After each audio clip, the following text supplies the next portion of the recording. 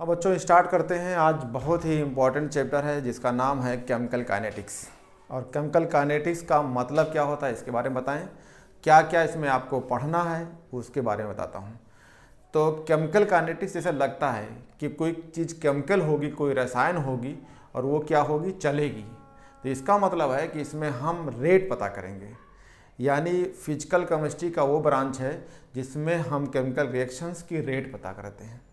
अब इसमें आप क्या क्या पढ़ेंगे उन चीज़ों को हम आपको बता देंगे। जैसे यहाँ पे जो पढ़ना होगा वो रेट्स पढ़ना होगा, रेट कैसे एक्सप्रेस करेंगे इसको पढ़ेंगे, ठीक है। इसका जो है ग्राफ क्या होगी, ग्राफ के बारे में पढ़ेंगे, स्लोप के बारे में पढ़ेंगे। तो आओ देखते हैं केमिकल काइनेटिक्स।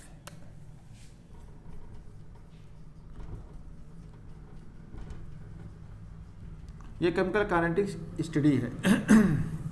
तो इसमें देखते हैं, it is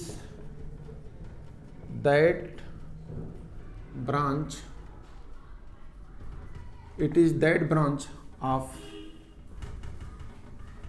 physical chemistry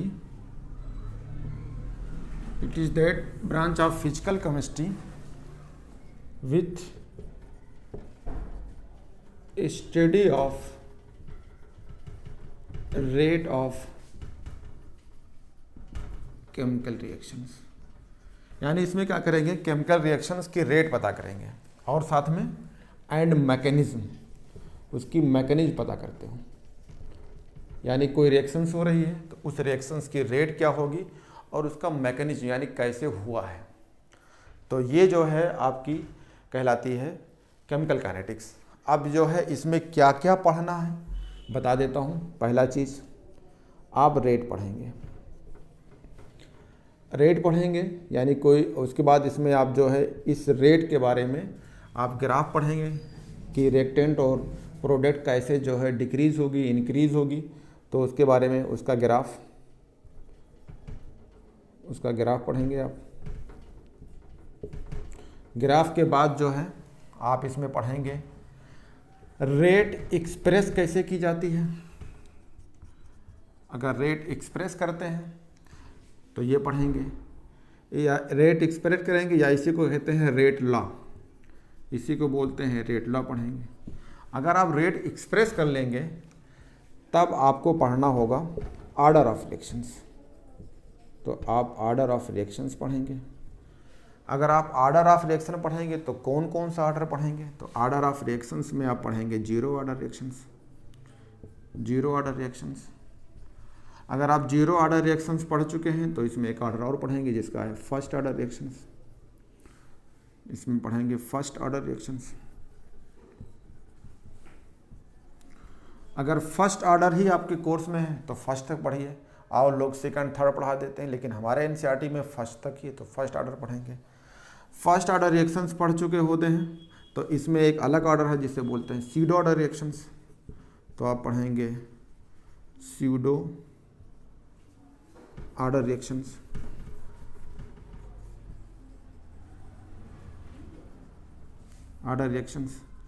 pseudo order reactions पढ़ चुके होंगे, तब उसके बाद आपको पढ़ेंगे, ठीक है। अब उसके बाद पढ़ेंगे आर्हेनियस इक्वेशंस है, तो आर्हेनियस इक्वेशन पढ़िएगा। और आर्हेनियस इक्वेशंस के पढ़ने के बाद इसके जितने न्यूमेरिकल्स हैं ये पढ़ेंगे। तो पढ़ेंगे आर्हेनियस इक्वेशंस या आर्हेनियस इक्वेशंस पढ़ेंगे, ठीक है। ये जो रेट होती है इसका पूरा डिटेल्स पढ़ाएंगे, रेट किस पे डिपेंड करती है बताएंगे, फिर रेट में आपको ग्राफ बताएंगे। तो और एक एक करके स्टडी करते हैं। तो सबसे पहले आपको बताते हैं रेट के बारे में। तो बच्चों क्या पढ़ना है आपको मैंने ये बता दिया है, ये पॉइंट आपको पढ़ाएंगे। आओ देखते हैं, जितना चीज़ पढ़ाएंगे इसमें आपको ट्रिक्स भी बताएंगे और पूरे ट्रिक्स से क्वेश्चंस लगाएंगे। जैसे अगर कोई भी रिएक्शंस है, अगर वो रिएक्शंस रिएक्टेंट से क्या बन रही है, प्रोडक्ट बन रही है, तो जो आपका ये तीर होता है इससे पहले इसे आर कहते हैं, रिएक्टेंट होती है। और जब रिएक्टेंट से कोई चीज़ बनता है तो उसे प्रोडक्ट कहते हैं। तो आप अच्छी तरीके से जानते हो बच्चों कि किसी चीज़ का जो है रेट का मतलब दर। जैसे आप गाड़ी खरीदते हैं तो सबसे पूछते हैं इसका माइलेज क्या है, इसका एवरेज क्या है, इसकी रेट क्या है। कोई चीज़ ऐसा आप तैयारी करते हैं तो जाते हैं गांव से 1-2 बोरा चावल ले आते हैं, उसके बाद चावल ले अपना आराम से दाल चावल खिचड़ी बना के दबाए रहते हैं।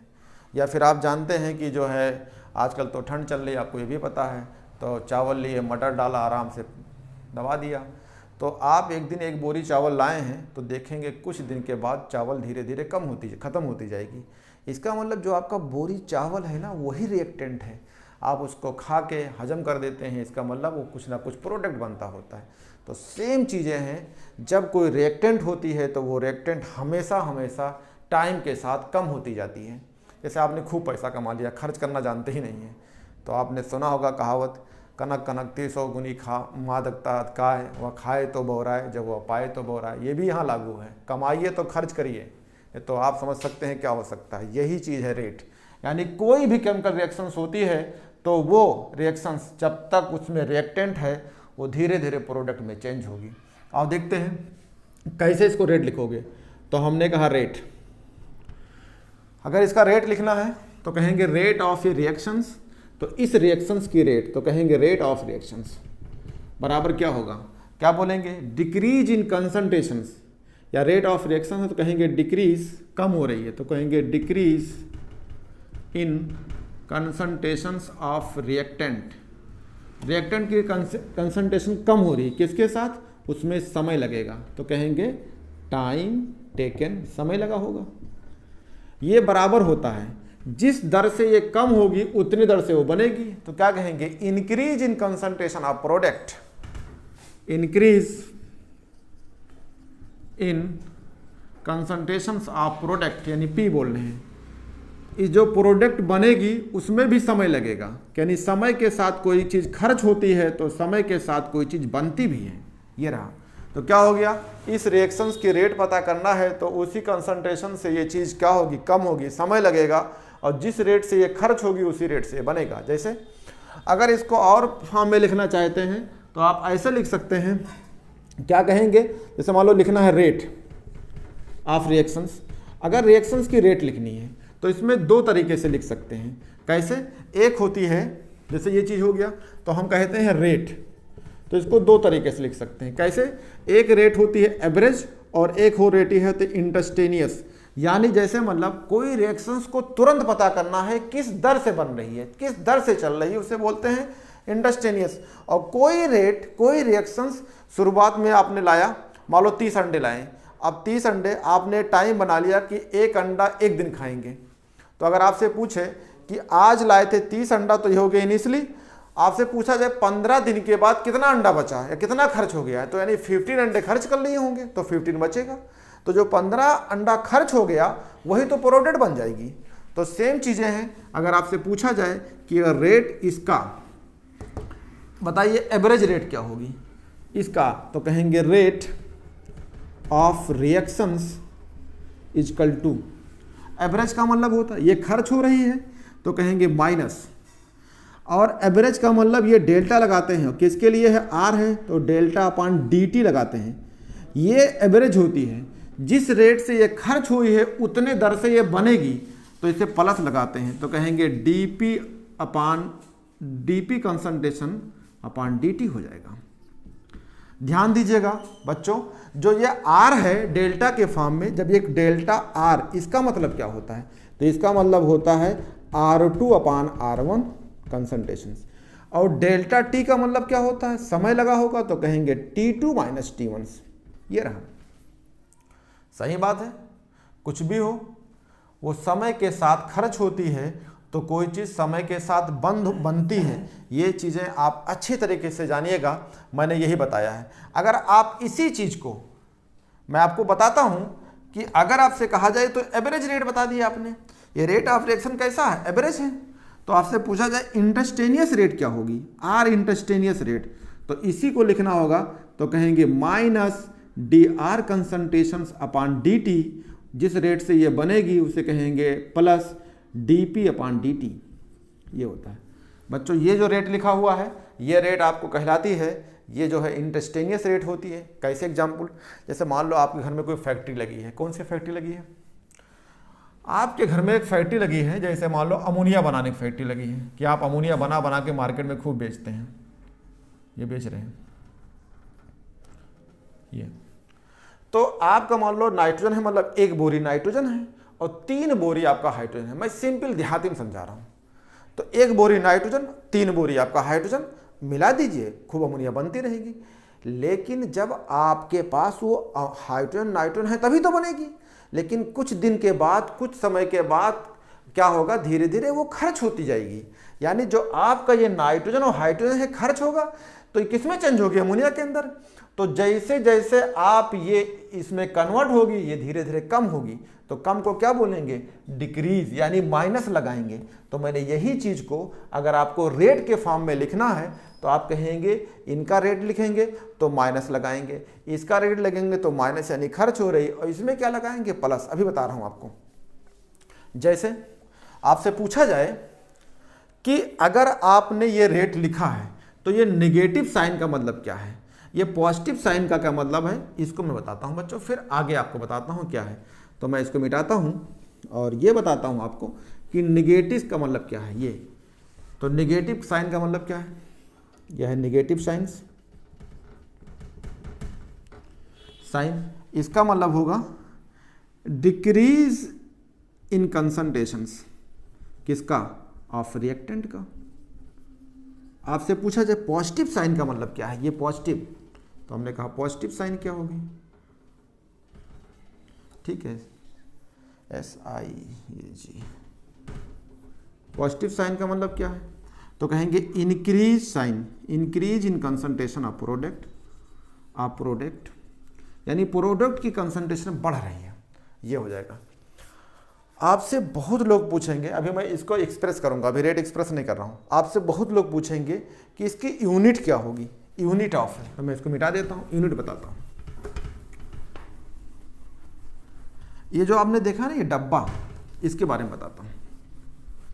तो ये क्या है, अगर आपसे कोई पूछा जाए कि ये क्या है, ये, तो इसे कहेंगे, इसको हम बोलते हैं कंसंट्रेशंस। CONC का मतलब है कंसंट्रेशन, पूरा लिख सकते हैं आप चाहें, इसे कह सकते हैं कंसंट्रेशंस। अगर बच्चों ये कंसंट्रेशन है तो ये क्या है, तो आप ध्यान दीजिएगा, कंसंट्रेशन इसके बराबर क्या होता है, तो कहेंगे डिब्बा बराबर या कंसंट्रेशंस बराबर, इसको शॉर्टकट बोलते हैं CONC। तो मान लो हमने लिखा CONC क्या है, तो इसको कहते हैं मोल अपॉन लीटर। आपसे फिर कोई पूछे मोल अपॉन लीटर क्या है, तो मोल का मतलब होता है वेट अपॉन मॉलिक्यूलर वेट। यहाँ लिख देते हैं कि मोल इक्वल टू क्या होता है, तो weight upon molecular weight. Hindi में कहते हैं भार बटे अणुभार, ये रहो। तो अगर यहाँ मोल हटाया जाए तो यहाँ पे आप क्या लिखेंगे, और ये लीटर है तो इसको साफ साफ लिखो मोल अपॉन वॉल्यूम को, और वॉल्यूम को किस में लेते हैं, लीटर के अंदर, ये ले सकते हैं। मोल को हटाएंगे तो क्या लिखेंगे, यहाँ ऊपर लिखेंगे वेट अपॉन मॉलिक्यूलर वेट, और अपॉन लिखेंगे वॉल्यूम्स। तो फिजिक्स का एक रूल होता है, अगर कोई चीज़ इसके ऊपर लिखा है तो वो नीचे आ जाती है, तो नीचे आएगी तो क्या हो जाएगी, weight upon molecular weight into volumes. ये आपका कहलाता है कंसंट्रेशंस। यही कंसंट्रेशन मोलरिटी कहलाती है। क्या कहलाती है, मोलरिटी, यानी मोल अपॉन लीटर को मोलरिटी भी कहते हैं। तो ये कंसंट्रेशन बराबर मोलरिटी। तो अगर आपको यूनिट लिखना हो, यूनिट, तो यूनिट क्या लिखेंगे, अभी आपने लिखा, क्या लिखा किसी की, तो आपने डेल्टा ऐसे लिखा, अभी जो बताया था आपको ऐसे लिखा डेल्टा, चाहे ऐसा लिखा था delta R upon delta T, या इसी को अगर इंटरस्टेनियस में लिखेंगे तो इसको लिखेंगे minus concentration DR upon DT। तो इसको भूल जाइए, आप यूनिट जाइए। तो ये डब्बा बना है, देखो डब्बा, ये तो डब्बा मतलब क्या है, इसके अंदर क्या बैठा है इससे कोई मतलब नहीं। डब्बा जो है उसका मतलब कंसंट्रेशन है, कंसंट्रेशन का मतलब मोल अपॉन लीटर है, और मोल अपॉन लीटर मतलब वॉल्यूम है। तो ये ऊपर क्या लिखा जाएगा आपका, ऊपर लिखा जाएगा मोल, और नीचे क्या रहेगा आपका लीटर। तो ये हो गया लीटर, लीटर को L से लिखते हैं L, और नीचे क्या लिखा है T, डेल्टा T, यानी टाइम है, यानी समय है, तो इसको बोलते हैं टाइम। और टाइम को किस में लेते हैं, सेकंड में लेते हैं, तो ये हो गया सेकंड। तो इसको सही लिखेंगे तो नीचे आ जाएगा, तो क्या हो जाएगा मोल, ये लिखेगा लीटर इंटू सेकेंड, ये रहा। अगर इसको ऊपर ले जाएंगे तो लिखेंगे मोल, ये हो जाएगा लीटर इनवर्स, ये हो जाएगा सेकंड इनवर्स। ये आपकी यूनिट हो जाएगी रेट की।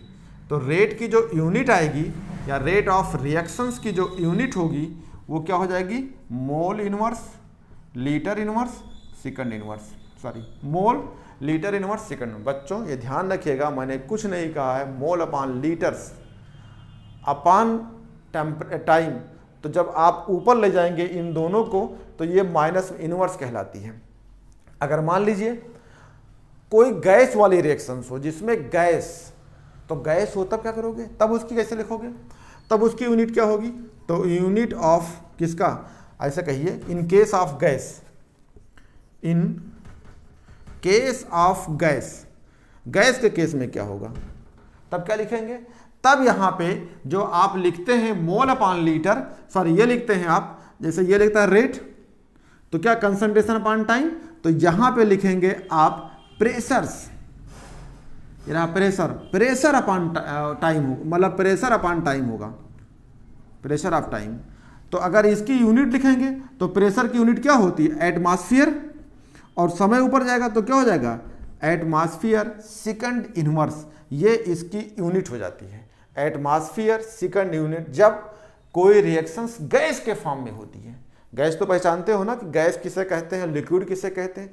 जो लिक्विड वाली कहानी अगर कंसंट्रेशंस में ली जाए, मोल अपान लीटर में बच्चों ली जाती है, तब आपको रेट निकालना होगा कंसंट्रेशंस अपान टाइम में। और अगर गैस वाली रिएक्शंस है, एटमॉस्फेयर कहें, बार कहें, पास्कल कहें, अगर इन सब में या mmHg में कहें, तब आप उसमें अगर रेट निकालेंगे तब आपको गैस लेना पड़ेगा अपान समय लेना पड़ेगा, उसको बोलेंगे एटमॉस्फेयर और बोलेंगे सेकंड इनवर्स। ये रहा। अगर आपसे कोई कहता है कि अगर इसी चीज को जो आपने रेट बताया है, इस रेट के बारे में आप एक्सप्रेस करिए, तो बच्चों एक चीज जान दीजिए, इसका ग्राफिकल बताने से पहले एक चीज बताएं कि एक चीज होती है इक्विलिब्रियम वर्ड्स। क्या होती है, इक्विलिब्रियम। पहले तो आप इक्विलिब्रियम समझ लें कि ये क्या होता है, फिर आपको हम बताते हैं। जैसे आपने देखा होगा बच्चों, आप अपने रूम पे एक गिलास में पानी रखिए और अगर उसे खुले पानी गिलास रख देते हैं तो 2 दिन के बाद देखेंगे जो पानी का लेवल था वो कम हो जाता है। इसका मतलब क्या है, आप समझ सकते हैं कि पानी वहाँ से इवापोरेट हो गई होगी, यानी भाप बन के उड़ गई होगी। अब इत्तेफाक अगर आपसे कहा जाए कि अगर ऐसा कुछ हुआ है तो मुझे दिखाओ, तो मैंने एक गिलास लिया, ये गिलास लिया आपका, और इस गिलास में वाटर लिया और इसमें पानी भर दिया, और इसमें मान लो वाटर भरा है, तो ये वाटर है आपका, और इसको मैंने शीशे से ढक दिया, शीशे से यानी ग्लास को, यानी आपको ढक दिया, इसको एक गिलास जो था आपका इससे ढक दिया, क्लोज कर दिया, बंद कर दिया इसको, तो ये कहोगे क्लोज हो गई, पूरी पूरी ढक गई। तब होगा क्या, अगर मान लो ये वाटर है यहाँ पे, तो वाटर के जो मॉलिक्यूल होंगे ये मॉलिक्यूल यहाँ से उड़ेंगे, यानी वेपर बनाएंगे, तो वेपर बन के यहाँ पे मान लो आ गए, या कुछ इसमें चले जाएंगे। अगर आपने पूरा पूरा क्लोज रखा है तो कहीं जाएंगे नहीं। अब आपको मैं टिप बताता हूँ, मान लीजिए कि यहाँ से वाटर के मॉलिक्यूल उड़ उड़ के जा रहे थे, अगर उड़ के यहाँ आ रहे हैं तो एक कंडीशन ऐसी आएगी कि मान लो अगर एक भी वाटर मॉलिक्यूल यहाँ से उड़ा तो वाटर बना हुआ वेपर वो लिक्विड में चेंज हो जाएगा। तो क्या कहेंगे कि अब ये इक्विलिब्रियम आ गई है, यानी एक भी वाटर मॉलिक्यूल अगर उड़ के गया तो बना हुआ वेपर कहाँ जाता है, वाटर में बन जाता है, तो इसे बोलते हैं इक्विलिब्रियम। अगर इक्विलिब्रियम में आ जाती है तो कहेंगे एट, इसी को बोलते हैं इक्विलिब्रियम।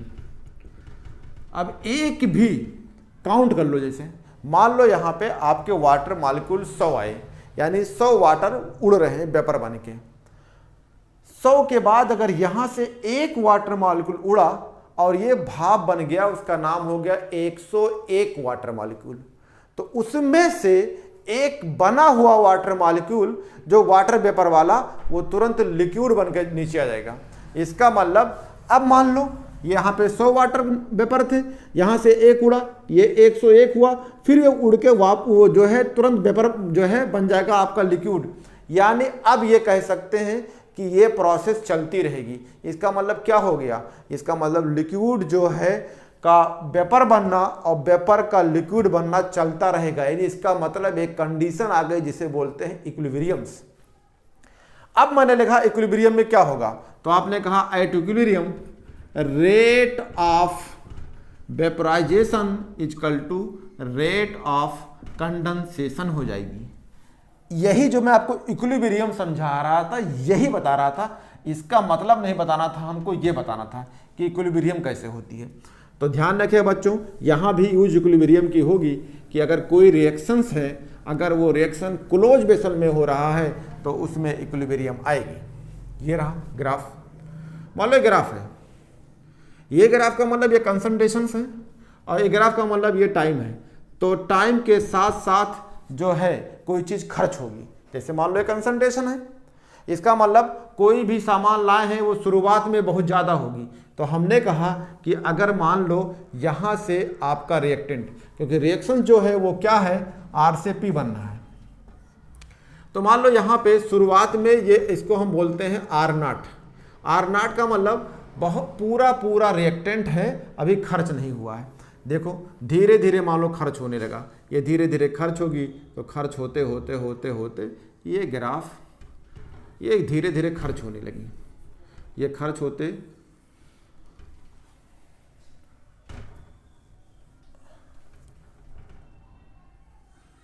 ये खर्च होंगी। ग्राफ कुछ ऐसे आगे बताता हूं ऐसा क्यों आएगी। तो आप देखिए इस टाइम धीरे धीरे रिएक्टेंट जब गिरने लगी, खर्च होने लगी थी समय के साथ, उस टाइम प्रोडक्ट क्या था, 0।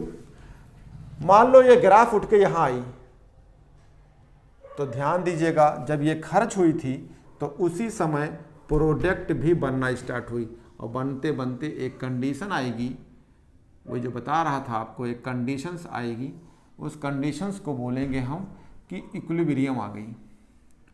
तो आप कहीं देखिए, लगता है कि मान लो यहाँ पे और यहाँ पे एक ग्राफ एक जाके स्ट्रेट लाइन दोनों तरफ पैरेलल हो गई, यानी ये सीधी हो गई, ये सीधी हो गई। तो ये आपका है आर और ये आपका है पी। तो आर का कंसंट्रेशन है पी का, तो लगेगा कि ये पॉइंट बराबर लग रहे हैं, तो यही पॉइंट क्या कहलाएगी, इक्विलिब्रियम्स। ये इक्विलिब्रियम कहलाएगी, इक्विलिब्रियम। लेकिन ये ग्राफ जो मैं आपको बता रहा हूं, ये ग्राफ एनसीईआरटी में अलग अलग करके बताया है। तो आओ बच्चों इसको अलग अलग देखते हैं। अलग अलग का मतलब पहले ग्राफ देखेंगे रिएक्टेंट की, फिर ग्राफ देखेंगे प्रोडक्ट की। और ग्राफ पे आते हैं।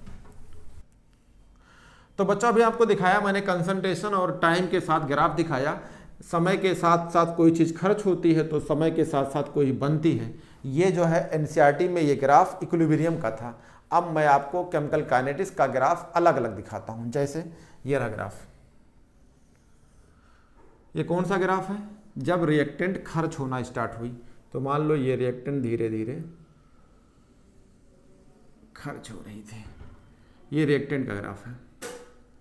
तो खर्च क्या होगी, जो आपका टाइम है ये है, और ये आपका कंसंट्रेशन है, कंसंट्रेशन ऑफ रिएक्टेंट है, यानी रिएक्टेंट है, इसे बोलेंगे कंसंट्रेशन ऑफ रिएक्टेंट। तो शुरुआत में रिएक्टेंट ये आर नाट रहा होगा, और जैसे जैसे ये समय के साथ साथ धीरे धीरे खर्च हो रही थी। और एक एक स्टेप देखते हैं।